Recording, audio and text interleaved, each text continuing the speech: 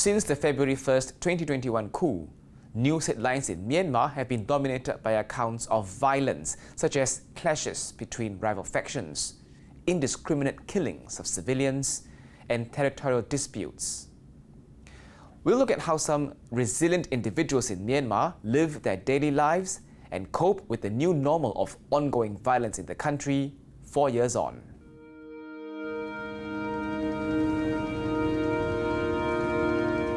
This picturesque view,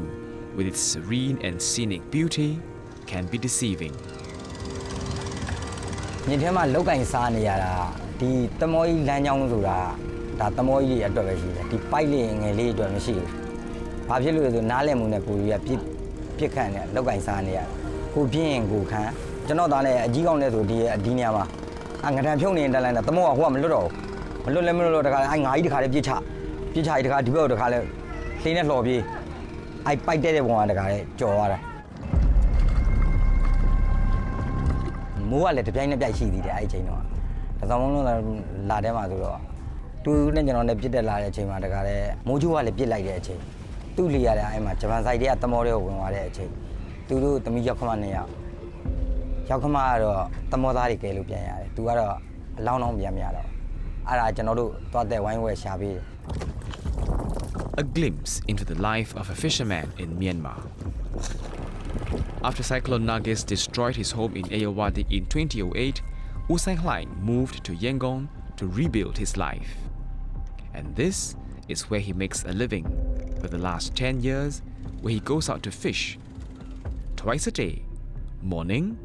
and night. On a good day, his catch could fetch around $160. But there are days he goes home empty-handed, without a catch. The tide turned for the worse in Myanmar after the military coup in 2021. In the early days, protests were held across the river on the mainland. ပထမအရှေ့ပိုင်းတော့လည်းလောက်ကင်စားရတာကောင်းတယ်စံစည်းဘာညာကုန်သိန်းလုံးလည်းမကြည့်ဘူးစံတပြေမှ2600 2900 1600ဆိုတာဒါအများဆုံးအခုကစံတပြေကို Soon, street protests were quelled by the Myanmar army. Clashes erupted in many parts of the country, and occasionally on the river. In March 2024, resistance forces in Yangon said they bombed a vessel supposedly carrying jet fuel for the Myanmar military. It was a rare attack on vessels, as most clashes take place on land. ဒီနောက်ပိုင်းကတော့လွတ်လပ်ခွင့်သိမရှိဘူးကိုလှုပ်ချင်နိုင်လည်းမဖြစ်ဘူးဟိုးပဲအပိုင်းတော့ကိုသွားချင်နေတာသွားလာချင်နေတာလာလို့ရတယ်တိတ်အစီအပြေမင်းမြန်လည်းမရှိဘူးဘလူးမှလည်းတိတ်ပြီးတော့မကြောက်ပါဘူးအခုကတော့ကြောက်ရတယ် Usai Hlaing now actively avoids the Myanmar Navy to the best of his ability for the sake of his safety. စစ်မှုထမ်းဟောင်းတွေကြားနေရတာပဲကို့မှာသားသမီးတွေကအသက်ဆိုလို့29နှစ်20ကျော်တွေဆိုတော့မိဘမှာရင်တထိတ်ဖြစ်နေ His wife is also anxious about providing for her family. ရောက်ခါသားဆိုရင်တော့5,000တောင်မို့လောက်ဆိုရင်ဈေးထဲမှာအကုန်ရအခုက1000ခွဲ2000လောက်မှအိမ်မှာဆုံးရဈေးနှုန်းကြီးမတရားกว่าသားသမီးတွေကမစားတော့နေရှိဟိုကလာတောင်းလိုက်တရားလာတောင်းလိုက်သူမသိအောင်ကိုကခိုးကြောင်ခိုးပဲပြီးလုံးဝငါမလို့ရလားဆိုတော့အဲ့လိုမတိုးရင်လည်းလိုက်သွားတာပေါ့ယူတော့2ဦးကနေ3ဦးဖြစ်လာယူလို့မရတော့ယူလို့မရအိမ်မှာရှိတာတွေပေါင်းတယ်အဝေးစားတွေလည်းပေါင်းတာပဲအဲ့ကျုံတဲ့ဟာအကုန်ပေါင်းတယ်အဲ့ပန်ကာတို့ပန်ကာရှိပန်ကာပေါင်းတယ်ဒီပိုက်ရှိပိုက်ပေါင်း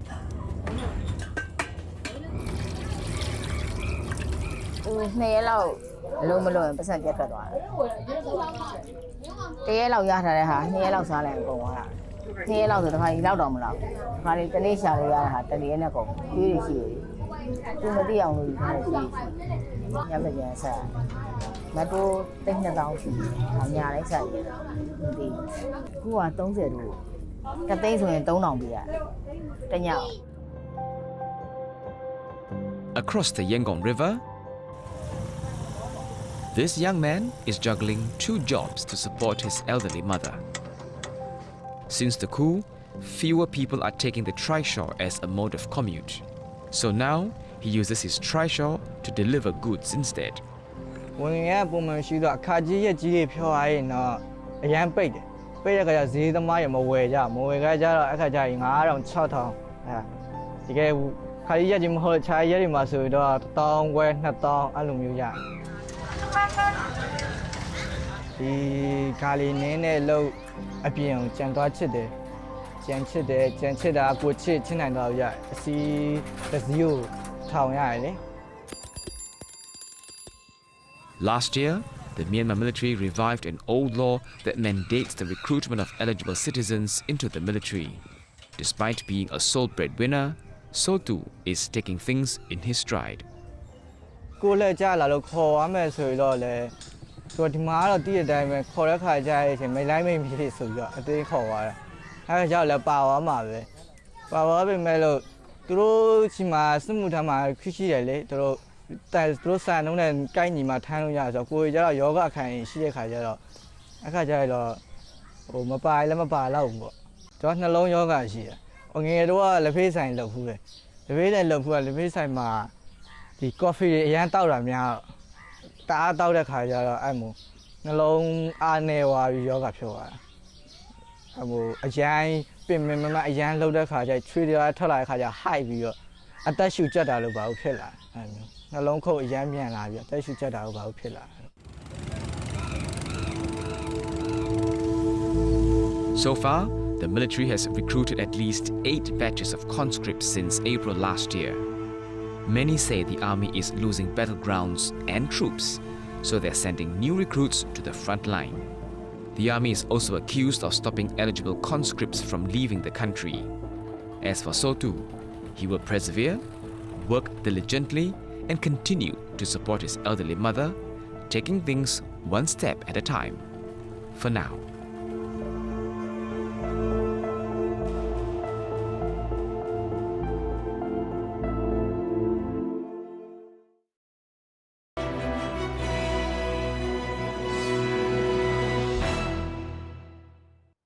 Myanmar has undergone significant decline in the last 4 years. The economy is in a state of crisis. Everyday people there are finding it hard to make ends meet because of inflation. Long-term investors in the country are pulling out, and new businesses are reluctant to enter the market. The security situation is just as dire. Violence has not stopped since the coup. In fact, it escalated since Operation 1027. That's a series of surprise and sustained attacks launched by a group of powerful ethnic armies against the Myanmar Junta. The attacks took place on October 27 in 2023. In this segment, we delve into the current state of the country's economy and security. Armed clashes have erupted across the country. Resistance groups, civilian soldiers, and ethnic armies are up against the Myanmar military. Since the coup, activist groups have reported that at least 6,100 civilians have been killed, with approximately 2,900 cases pending verification.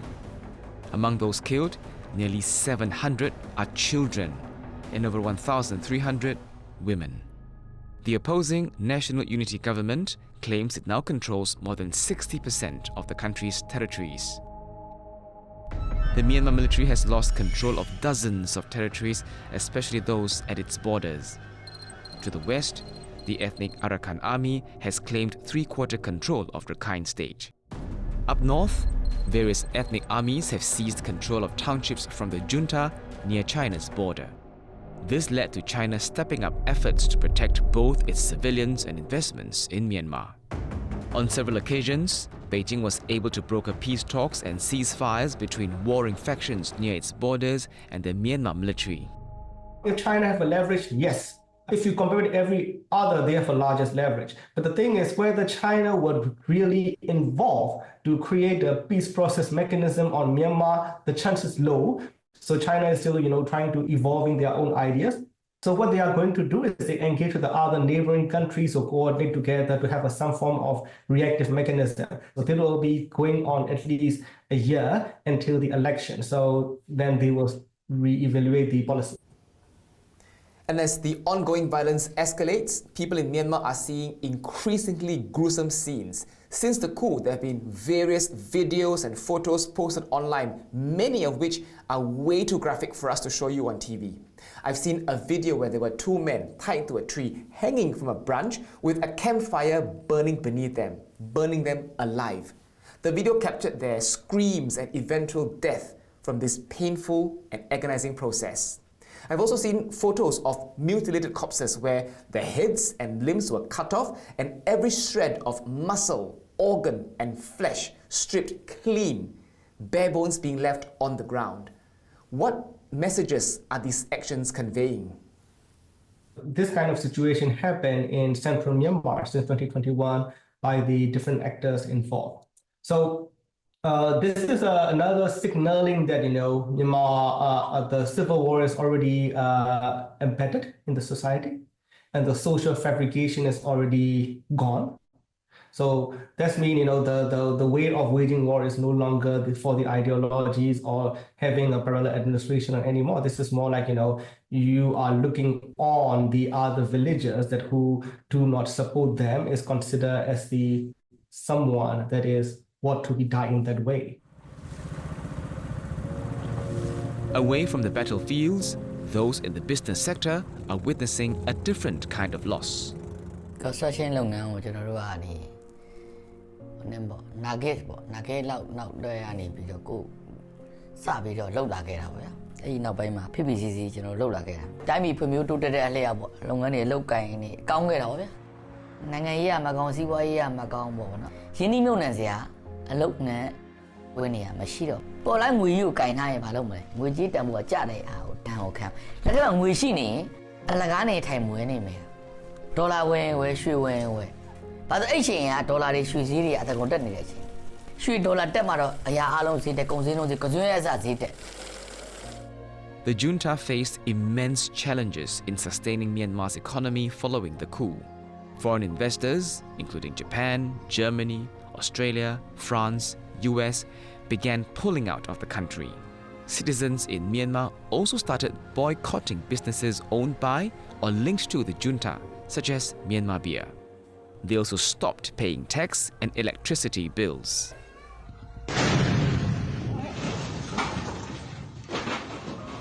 The military's opponents started attacking on projects linked to the junta. And the country descended into a state of lawlessness. အဲ့တော့ကျွန်တော်စက်ရုံတစ်ခုရှိတယ်ကျွန်တော်နေရာဒေသတော့တိကျမပြောတော့အဲ့ဒီစက်ရုံကအာဏာသိမ်းပြီးတော့3-4 လအတွင်းမှာပဲခုနပြောတဲ့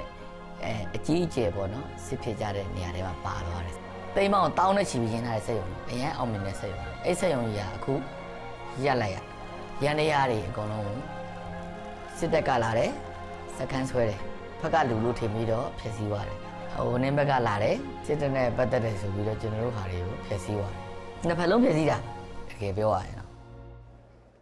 In 2022, the junta enacted several financial laws.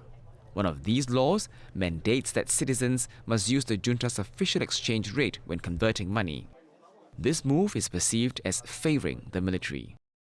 အခုခေတ်ကာလကြတော့ကျွန်တော်မှဘာအခုအလမ်းမှမရှိဘူးကျွန်တော်တယောက်တည်းမရှိတာမဟုတ်ဘူးစီးပွားရေးသမားတိုင်းငွေရှင်ကြီးရှင်တိုင်းဟာတင်တာဝင်ပြိုင်နေအဲ့မှာလည်းပြတ်တနာ7လပိုင်း1လပိုင်းမှာပြိုင်နေနိုင်နေ7လပိုင်း1လပိုင်းငွေစည်းကတစ်မျိုးပြီးရင်3လပိုင်း4လပိုင်းတကယ်ငွေထွက်မဲ့ချိန်မှာငွေစည်းကတစ်မျိုးအဲ့ချိန်မှာတန်စည်းတွေကတက်ရွှေစည်းတွေကတက်ဒေါ်လာစည်းတွေကတက်မှန်ဆိုရင်တော့အကုန်လုံးအလုပ်လုပ်နေတာပေါ့နော်အလုပ်ဆိုတာရကျင်တာပေါ့တိုးတော်လည်းအခုချိန်မှာအလုပ်ရမှတော့ကြောက်နေတဲ့ဘဝကိုဖြစ်နေတာကျွန်တော်တို့ကိုကအခုအကုန်လုံးကိုရှက်တောင်းချလိုက်ကို့မိခိုနေတဲ့ဝန်ထမ်းမိသားစုရောက်3-400အဲ့ဒီလူတွေရဲ့စာဝတ်နေရေးအခက်အခဲဖြစ်မယ်အဲ့ဒီအခက်အခဲရဲ့နောက်မှာတခြားမလူလားတဲ့ crime case တွေဖြစ်လာနိုင်တယ်အဲ့ဒါတွေကိုစဉ်းစားရင်းနဲ့ပဲကျွန်တော်တို့တွေကအခုရှိတာမကုန်မချင်းကိုခန္ဓာရည်တစ်ခုရှိတဲ့အထိတော့ရုန်းကန်ကြမယ်ဆိုတဲ့စိတ်နဲ့ပဲရုန်းကန်နေရ Myanmar has been grappling with a brain drain since the coup.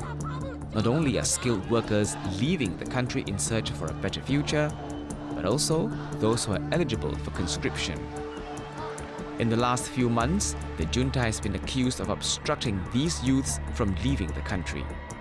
there have been reports of soldiers physically removing such passengers from planes before takeoff. Labour agencies have reportedly been instructed to comply if the military calls back eligible conscripts to the country. One thing's for sure, as people are forcefully conscripted by the Myanmar military, people will continue to flee, no matter the cost.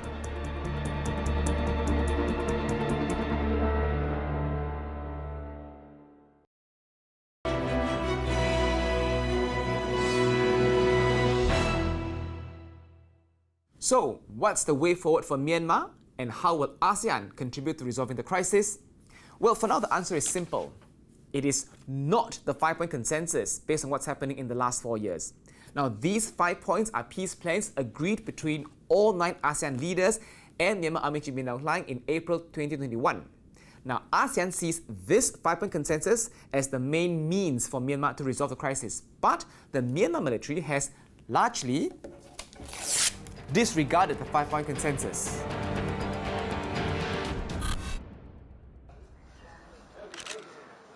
Instead, the Myanmar Army devised its own 5-point peace plan that deviates from the original framework.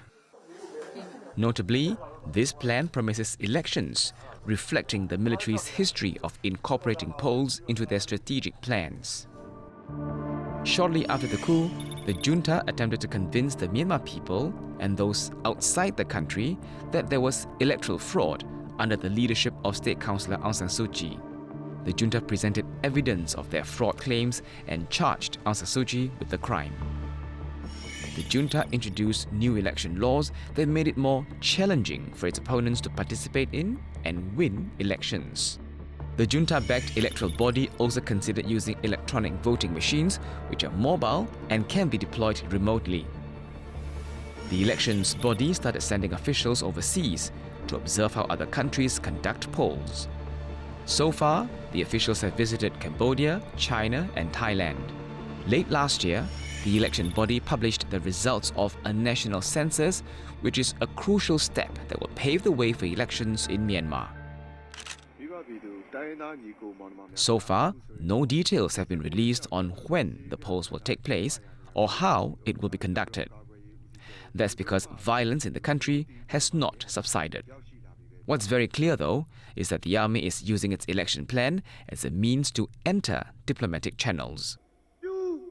Sources say Army Chief Min Aung Hlaing was able to visit China after the coup only because he could demonstrate that Myanmar had an election plan. China, along with Myanmar's other ally Russia, have pledged to assist Myanmar with its election plans. Nearer to home, the support appears divided. Within ASEAN, Myanmar has received the support from its Mekong partners.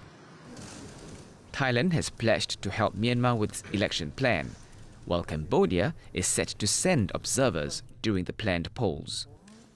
Late last year, Thailand hosted 2 key meetings on Myanmar. The first meeting was a gathering between Myanmar and its 5 neighboring countries. During this meeting, Myanmar's junta-appointed foreign minister shared his country's election plan. The next day, during a meeting for ASEAN foreign ministers, Thailand played a role in conveying Myanmar's election plan.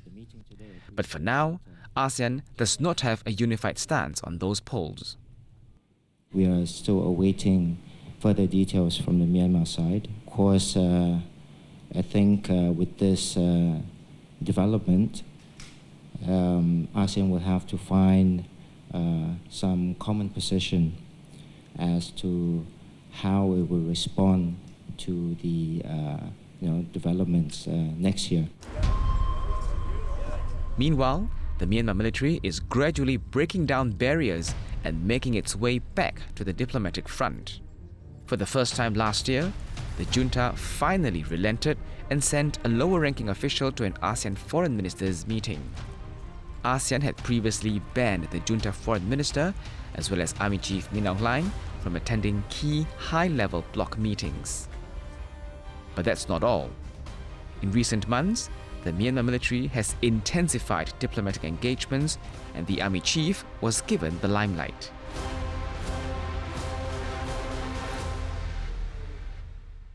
In November last year, Min Aung Hlaing visited China to attend a series of regional meetings. During that time, he met China Premier Li Qiang, as well as leaders of Thailand, Cambodia, Vietnam, and Laos. All in, Min Aung Hlaing has had FaceTime with the leaders of 6 countries, including Russia, which has stepped up ties with Myanmar since the coup. Within ASEAN, 4 out of 10 countries have showed warmer ties and reception to the army chief. On January 4th this year, Myanmar marked its annual Independence Day. As expected, there were speeches and pardons for prisoners.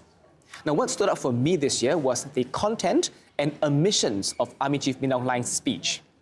Notably, his speech lacked the defiant tone he had used previously to blame foreign countries' interference. Now, in the past, he had hinted at foreign countries supplying weapons and technology to its rivals. That, he claimed, had fueled hatred and clashes. This year, however, there was no such mention. One possible reason for this change in tone is Min Aung Hlaing's recent efforts to improve diplomatic ties with Myanmar's neighbouring countries and his perceived intention to mend ties with the world, especially ASEAN. What was expected, but still significant, was Min Aung Hlaing's reaffirmation of his commitment to holding elections. This stance could put ASEAN in a precarious position. The bloc has yet to collectively consider how to tackle such a situation or react to a post-election Myanmar. Will ASEAN send observers to Myanmar during the elections? Will ASEAN be forced to accept a post-election Myanmar even if Naypyidaw disregards the 5-point consensus? Army Chief Min Aung Hlaing also spoke about ending violence and being open to political talks to resolve the crisis, but he did not specify who these stakeholders are. More importantly, the country's current state of emergency rule is set to end on February 1st. Given the junta's election plan and its intention to restore diplomatic relations, it remains to be seen what the military will do on February 1st, as well as how the world and ASEAN would respond to these decisions.